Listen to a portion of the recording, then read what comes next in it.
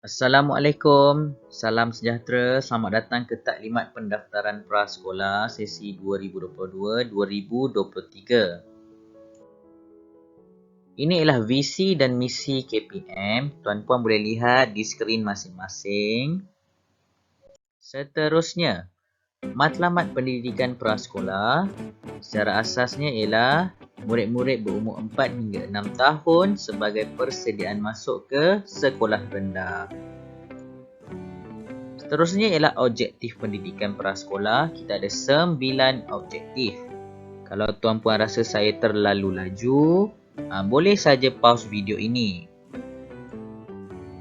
Seterusnya ialah pengenalan prasekolah. Kita ada 3 kelas pagi dan juga 3 kelas petang. Jadi setiap kelas ni berkongsi sesi lah. Contohnya pracemerlang bersama prarajin, prayakin bersama praefisien, dan yang terakhir Prabestari bersama Prajaya. Kalau tuan-puan lihat, semuanya kelas 6 tahun kecuali kelas Prayakin. Seterusnya ialah enrolment murid. Setiap kelas ada 25 orang. Menjadikan jumlahnya ialah 150 orang. Untuk maklumat semua, permohonan pada tahun lepas seramai 388 permohonan. Jadi, saya ucapkan tahniah seramai 150 orang yang telah terpilih.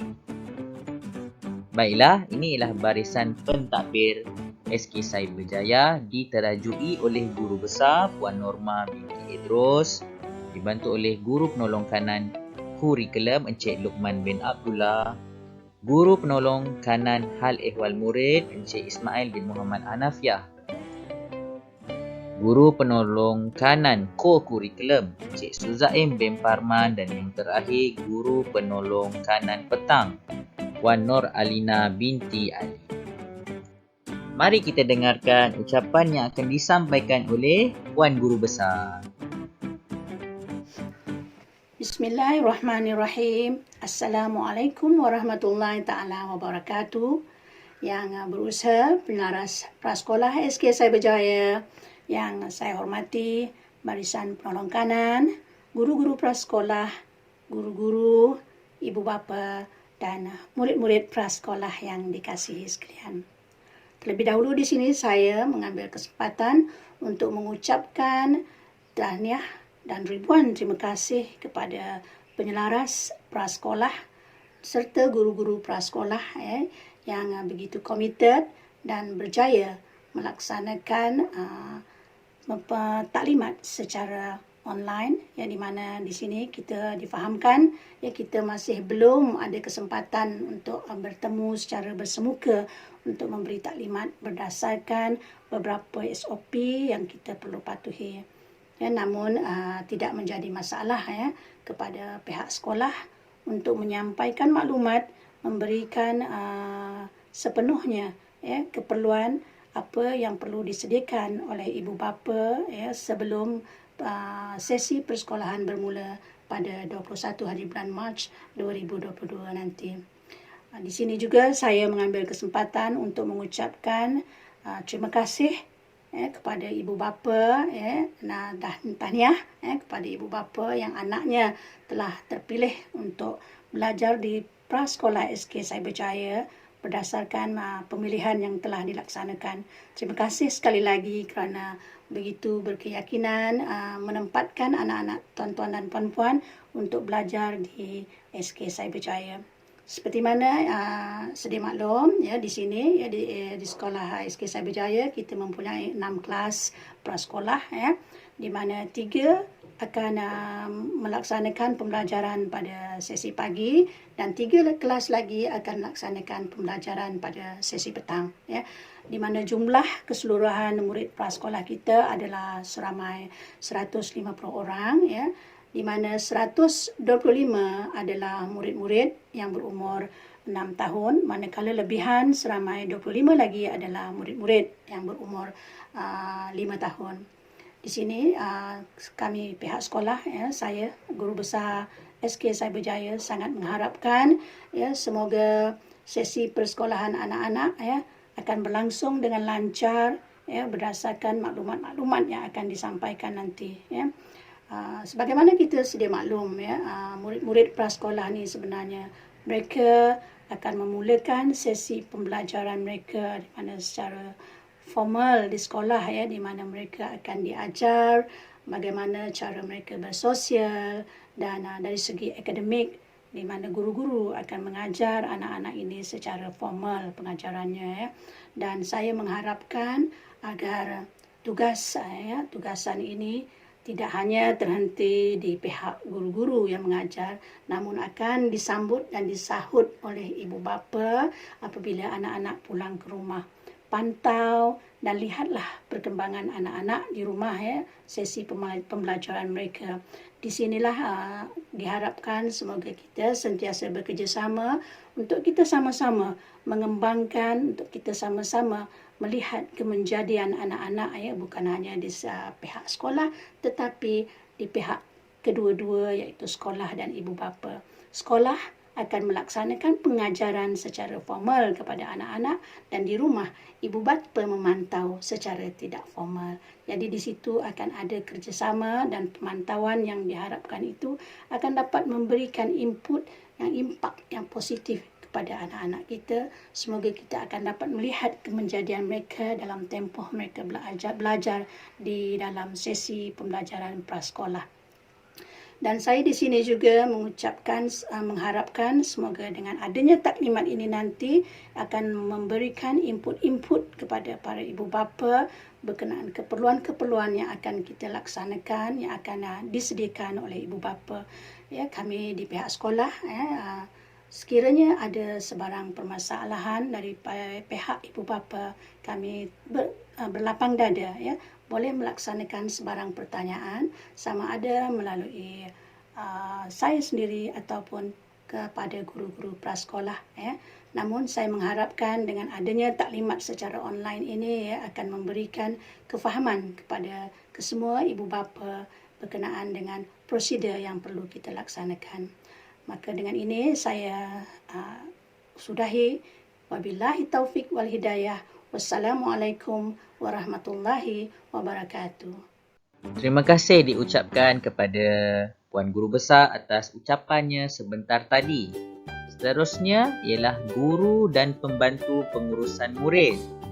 Untuk setiap kelas kita ada satu guru dan juga satu pembantu pengurusan murid ataupun PPM. Untuk prasekolah Cemerlang, gurunya ialah Puan Salma binti Halim, dibantu oleh Puan Siti Nur Fazilah binti Abdullah. Untuk prasekolah Yakin, gurunya Cik Afizah binti Syaharin dan dibantu oleh Puan Habibah binti Ismail. Yang terakhir untuk sesi pagi ialah prasekolah Bestari, gurunya ialah Puan Nur Afizah binti Abdul Razak, dibantu oleh Puan Siti Nur Fitrah binti Abdul Kadir.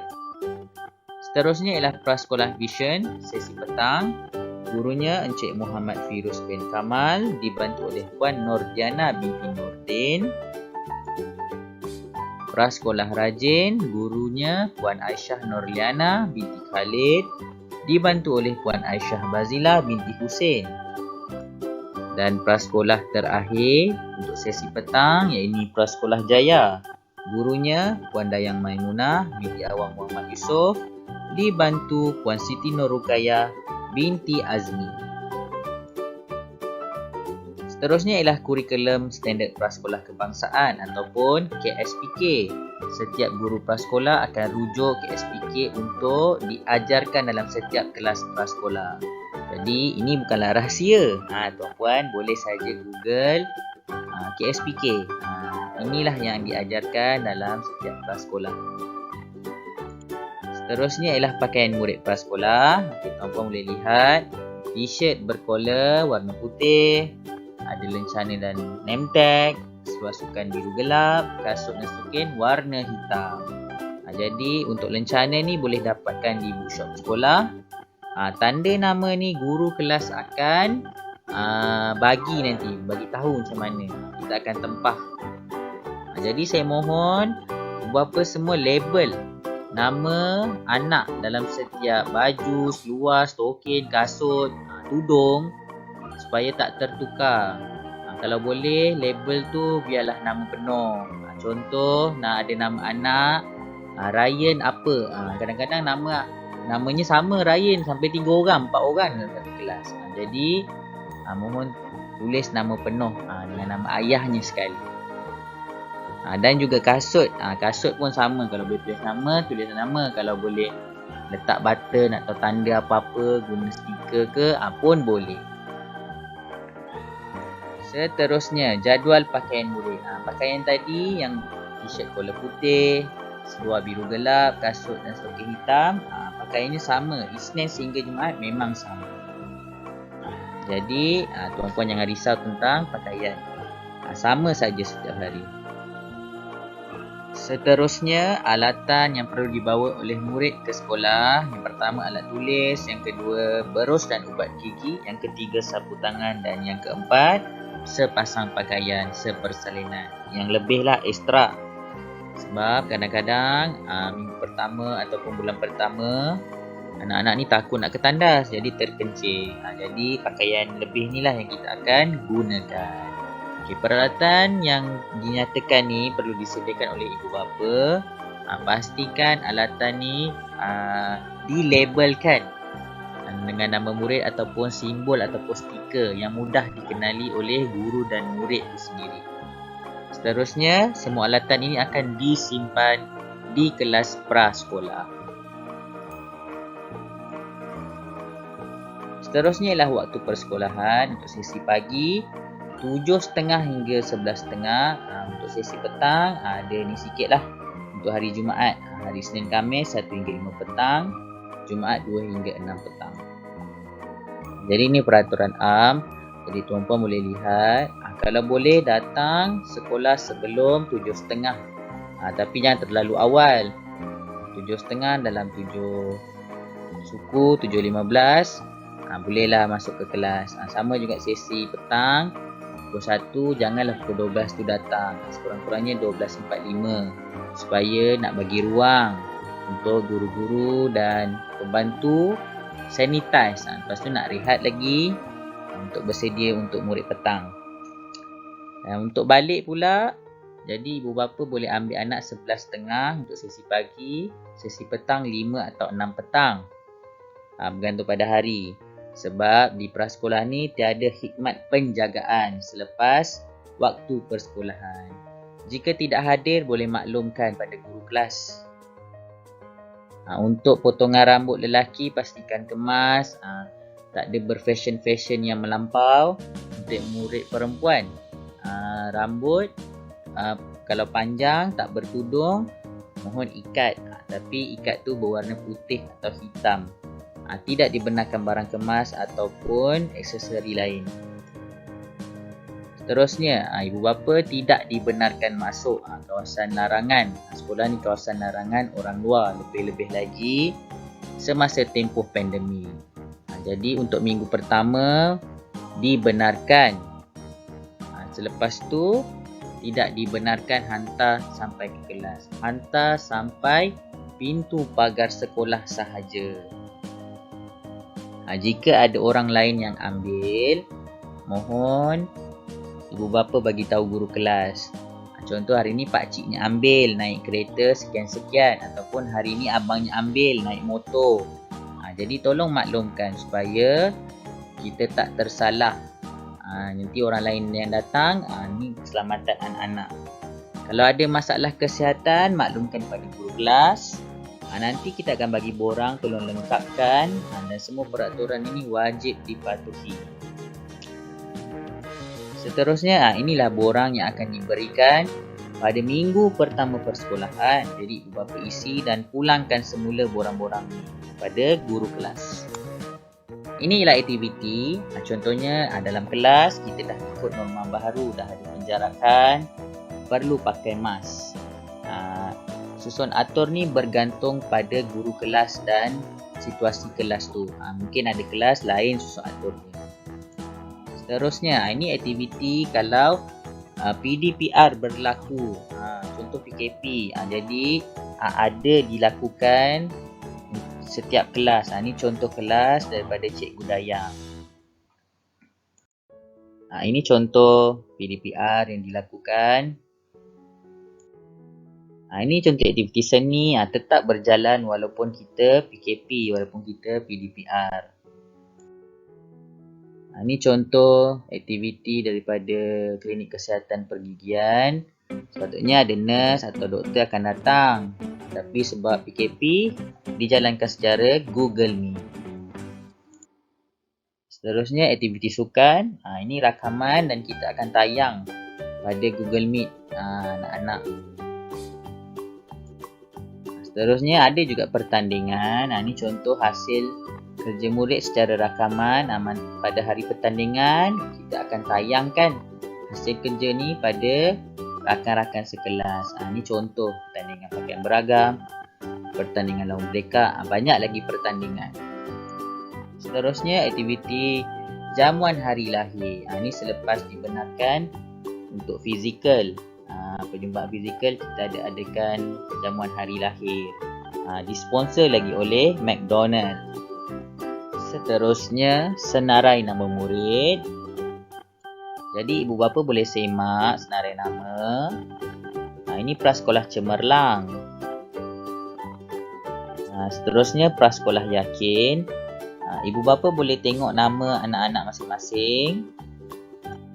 Seterusnya prasekolah bestari. Kalau saya laju juga boleh pause tengok nama anak-anak. Seterusnya prasekolah efisien.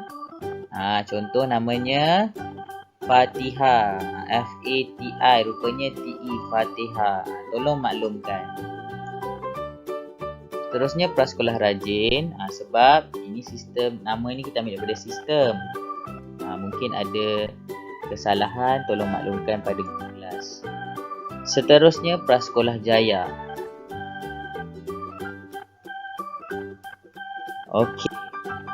Jadi kalau ada sebarang persoalan atau permasalahan, boleh rujuk guru kelas masing-masing. Saya yakin guru kelas dah buat grup WhatsApp. Kalau tuan-puan ada soalan, boleh ajukan.